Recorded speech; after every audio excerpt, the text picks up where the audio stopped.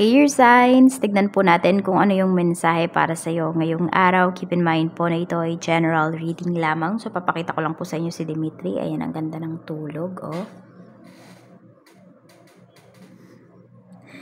Ayan, tignan po natin kung ano yung mensahe para sa iyo ngayong araw. Keep in mind po na ito ay general reading lamang. So, hindi po lahat ay makaka-relate. So, be open-minded. Sa mga hindi pa po nakasubscribe dito sa ating channel, please subscribe na po kayo and palike na din po ng ating video.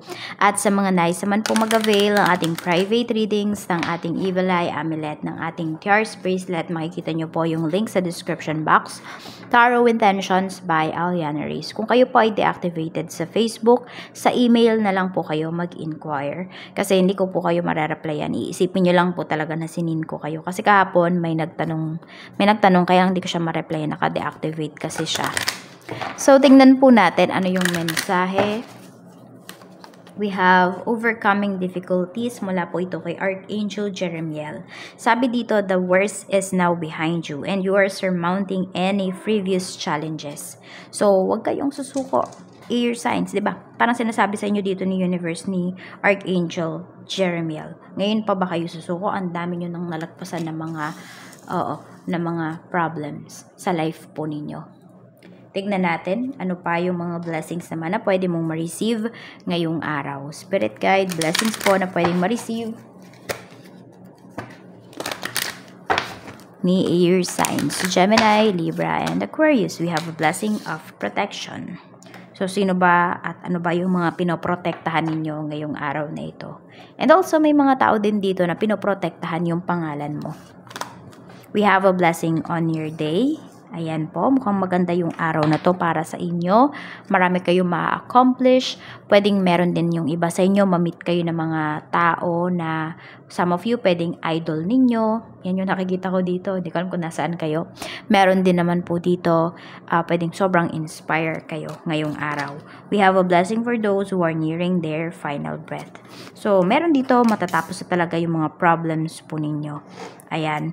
Hindi ko din alam kung meron kayo ditong sabihin natin malapit po sa inyo na merong sakit, na alam nyo na nahihirapan na sila talaga, na yun, parang alam mo yun, doon naman talaga papunta lahat ng tao. Tapos ayun, meron po talaga dito. Yan yung pinapakita dito, air signs sa energy. Yan, 43, 5, and 23. Yan po yung inyong lucky numbers. Tingnan po natin kung ano pa yung mensahe para sa inyo. Tingnan natin. Meron naman dito, more on, matatapos lang po yung problems po ninyo. Tingnan natin.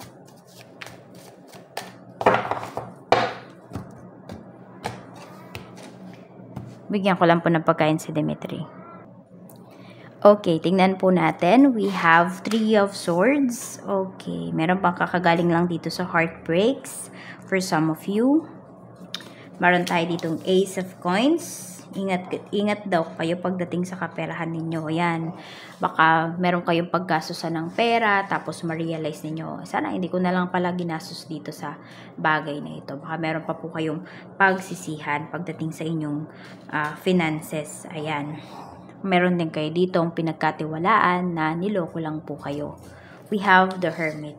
So, yung iba sa inyo, meron pala dito na sasabihan kayo na madamot air signs kasi yun nga, umiiwas na kasi kayo ngayon. Yung iba kasi sa inyo, nagka-trauma kayo regarding sa pagtitiwala. So, ayun pala, may trust issues yung iba sa inyo. We have the Lovers. Okay, so ito pagdating sa love life po ninyo, parang you give your all talaga. Tapos yun, meron dito nahihirapan kayo ngayong makipag-meet, makipag-usap, mag-entertain ng ibang tao. So, meron dito na heartbroken. Meron dito involved sa third party. Yun yung sinasabi. Pwedeng matuklasan nyo ngayon yung secret ng person po niyo. So, parang same kayo ng energy ni fire signs. So, baka meron dito, kadil ay fire signs. Or meron kayong fire signs sa inyong big 3, moon and sun, moon, and rising. Meron tayo ditong the world. Pagdating sa family mo, ayan, pwedeng meron pala dito na merong parang may plans yung family mo, tapos feeling mo hindi ka nila ini-involve doon sa mga plans na yon. Oo, feeling outsider ka, yun yung nafe-feel mo sa family mo. We have the Chariot. Pagdating naman sa mga friends mo, may friend ka dito na pwedeng bibili siya ng isang valuable thing ngayong araw na ito. At pwedeng ikaw yung kinukonsulta niya pagdating sa bagay na yon. So, malaki yung tiwala niya sa'yo. Tignan natin, pagdating naman sa karelasyon, we have the Fool. So, ayan, pwedeng, yung iba sa inyo, pwede naman na hindi nyo pala to pakarelasyon. Pwedeng nasa dating stage pa lang kayo. So, nandoon na parang pinapakita kasi dito na tinitignan mo kung ano ba yung intention sa'yo ng tao na yon. So, tignan natin, ano ba yung intention sa'yo ng taong dinedate mo, ng taong ka-deal mo. We have Ace of Swords. So, nagsasabi naman siya sa'yo ng totoo. Adventurous or makaros lang talaga tong person mo. Parang ano siya, parang light lang yung mga pagdadala niya sa mga bagay-bagay sa buhay. Kaya akala mo hindi siya seryoso sa'yo. Pero air signs, pinapakita naman dito, seryoso talaga sa'yo yung taong yan. Tignan po natin pagdating naman sa inyong, ayan, kaperahan. We have 8 of Cups and we have the Lovers. Okay, yung meron naman dito, pwedeng pagdating sa relasyon, ayan, sa inyong relationship, kahit anong relationship pa to, basta may involved na money, ang sinasabi dito, pwedeng may tumakbo po ng pera ninyo. Meron kayo talaga dito na pinagkatiwalaan talaga. Alam niyo kung sino kung sino man yung tumakbo ng pera ninyo, sino man yung nanloko po sa inyo, nakakarma na ngayon. Ayan yung pinapakita dito. Pinapahirapan yung tao na yon. Pwedeng financially pinapahirapan or pwedeng physically. Yun yung pinapakita. Tignan natin pagdating naman sa trabaho. Sa trabaho, we have Queen of Swords. So, medyo masakit yung ulo ng iba sa inyo. Okay, yung iba din sa inyo, kaya din sumasakit yung ulo kasi meron ditong mga gawain na parang medyo yung iba sa inyo, air signs, ay inaako po ninyo or pinaako sa inyo yung trabaho. So, pwedeng umabsent yung katrabaho mo na yon, sa'yo binigay yung trabaho niya. So, tipong ganun. Kaya yung iba sa inyo dito, stress kayo. Meron naman tayo ditong The Sun pagdating sa negosyo. At mayroon tayo ditong 5 of Swords. Okay. Follow nyo yung intuition ninyo. Yung iba po kasi sa inyo, medyo sasakit yung ulo ninyo kasi na-feel nyo na yung tao na yun, hindi talaga dapat pagkatiwalaan. Pero pinagkatiwalaan nyo pa rin.